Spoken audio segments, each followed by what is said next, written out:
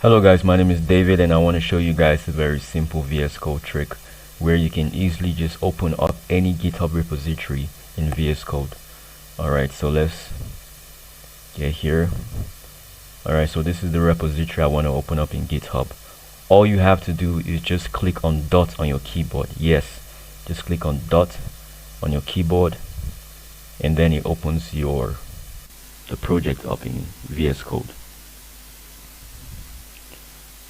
You see?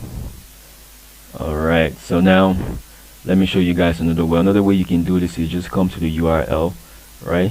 And then you click vscode.dev/,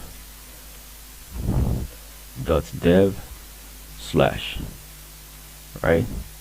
This will open it up in VS Code. Yeah, voila. So that's the simple trick. I hope this was helpful. If it was, kindly subscribe to my channel and like this video. Thank you very much.